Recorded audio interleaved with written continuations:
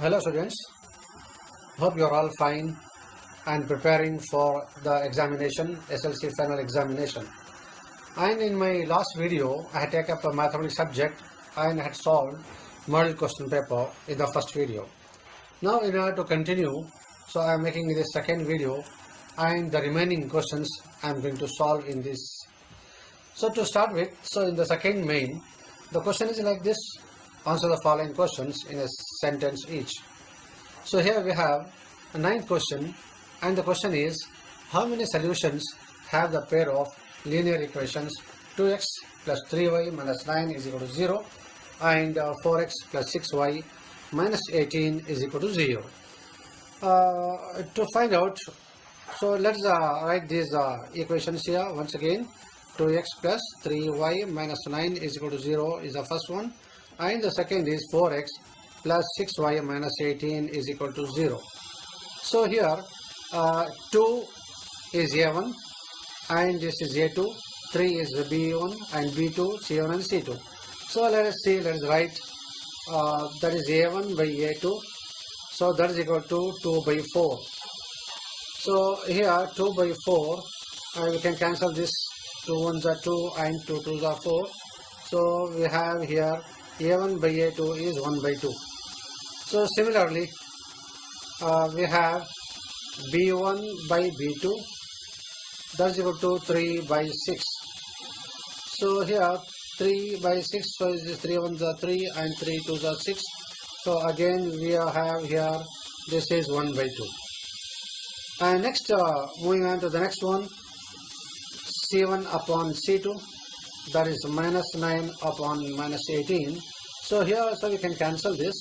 So this is 9 ones are and 9 twos are, minus minus gets cancelled. So here also we have so 1 by 2. So what do we get here? So here therefore this is half is equal to half, that is equal to half. That means A1 by A2 is equal to B1 by B2 and that is equal to C1 by C2. So as we have studied in the chapter pair of linear equations, so if this condition is satisfied, that means they have infinitely many solutions. They have infinitely many solutions. So this is the answer that you have to write. So this is the answer for that, because this condition is satisfied. So if this condition A1 by A2 and B1 by B2 is equal to C1 by C2, then the answer will be they have infinitely many solutions. Next we will pass on to the next question, that is question number 10. You have to write the standard form of quadratic equation. So it's very easy, all of you know that the standard form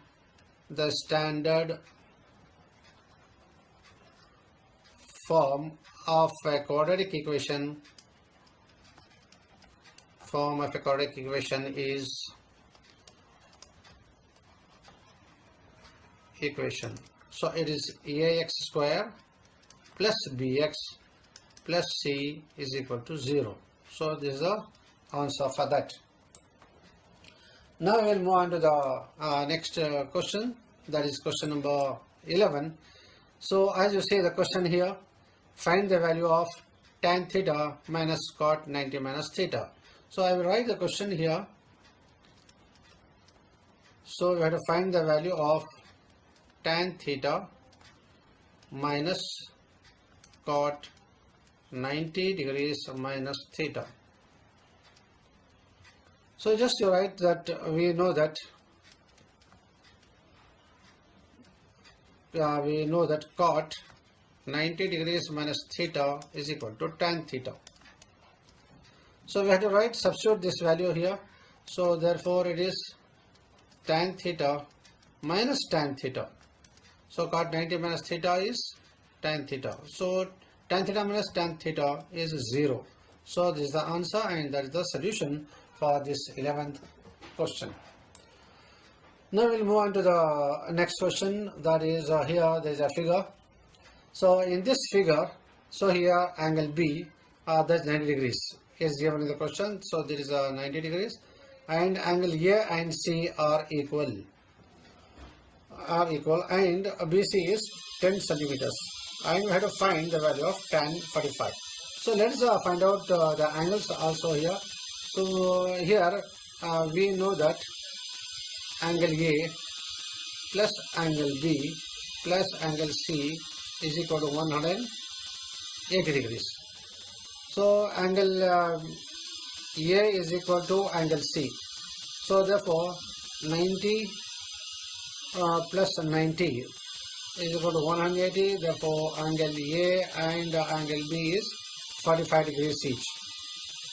Angle A and angle C is 45 and 45. So therefore this is 45 degrees and that is also 45 degrees. When angles are equal, these two angles, sides are also equal. BC is 10, therefore AC is also equal to 10 centimeter. So what is given here? So angle A is equal to angle C is equal to 45 degrees, and here BC side is 10 centimeters. Therefore AB side is also equal to 10 centimeters. So this is because these two angles are equal and sides are equal. This is isosceles right angle triangle. So isosceles right angle triangle, therefore these sides are equal. So now let's move on to the main point. That is, you have to find, we know that tan theta is equal to opposite side by adjacent side. Therefore tan 45 degrees is equal to, so opposite is 10 centimeter and adjacent also 10 centimeter. So here we can cancel this, 10 ones are 10, 10 ones are 10, so that's equal to, so we have this is equal to 1. So therefore tan 45 degrees is equal to 1. The value of tan 45 is 1. This is the answer, that is right. Now let's move on to the next question, that is question number 13. As you see here, question number 13 is, write the coordinates of the midpoint of the line segment joining the points A x1 y1, B x2 y2. So here suppose here we have a line, here this is A and B is a line, and coordinates of A is x1 and y1 and B is x2 and y2. So midpoint means a middle point. Let this as P, and let's consider the coordinates of this as x and y. Midpoint means middle point. So how do we get the middle point? So it is exactly, this is half and this is half. So therefore we have to add these x1 and x2. So if you divide by 2, you will get the midpoint of x coordinate, and similarly so y1 and y2. So y1 and y2 and divide by 2. So therefore we have a midpoint formula. So midpoint P with the coordinates xy can be written as, so x1 plus x2 by 2 and y1 plus y2 by 2. So this is the formula, this is what the coordinates of the midpoint.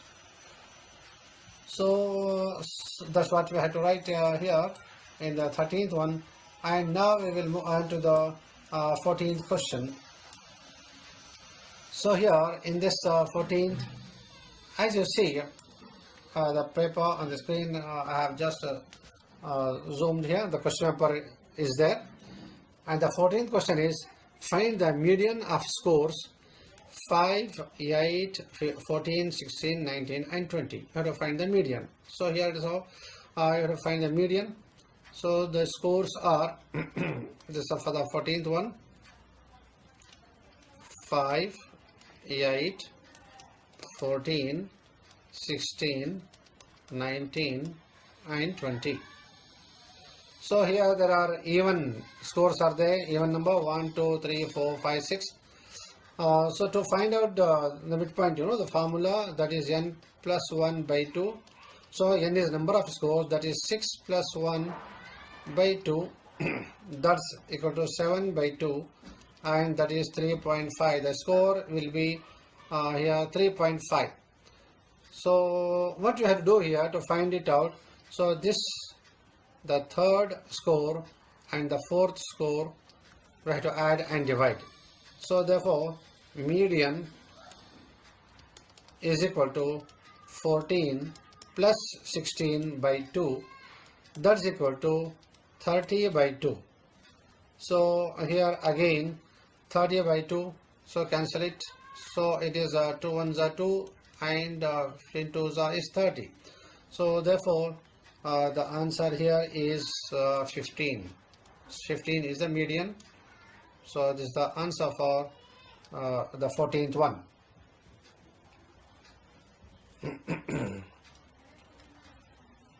Now we will just move on to the next question. Question number 15. So here the question number 15 is we have to write the statement. So state Thale's theorem. So you have to write the statement, and the statement is like this. I think all of you know, you would have solved these questions many times and read this. So here the statement is like this. If a line is drawn parallel to one side of a triangle to intersect the other two sides in distinct points, the other two sides are divided in the same ratio. So what do I have here? So this is just write the statement only, but I am going to explain you here. So let's consider this triangle A, B and C. So if a line is drawn parallel to one side, so we will draw a line parallel to BC to one side. Let's take one side as BC, and to that I am drawing parallel. So let the distinct points be D and E. If you draw a parallel line, so the other two sides are divided in the same ratio. So that is the same ratio, AD by DB and AE by EC. In the same ratio these two will be. So that is what it is. So the same ratio, it will be AD by BD also you can write. So that is equal to AE by AC. That is EC. So this I am going to write here. This is just there's a ratio. So it is EC. So in this ratio it will be divided. So that's the meaning of this. And just you have to write the statement and you will get the marks. Next we will move on to the next question. Alright, question number 16. Write the formula to find the curved surface area CSA of a frustum of a cone as shown in the figure. So here, as you see in the figure is given there, this is a frustum with the radii R1 and R2. R1 and R2 radii and height is h, and just you have to write the formula for this.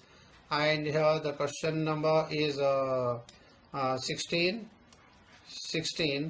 and here the answer for this is that is a CSA of a frustum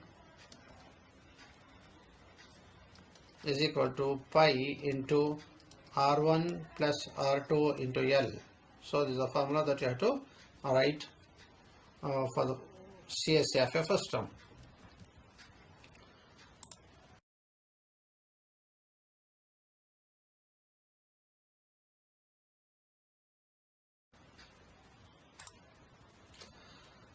As shown, now I am going to stop here, and this completes the second main, and in the next video I will continue with the third main and remaining questions, and I will try to solve.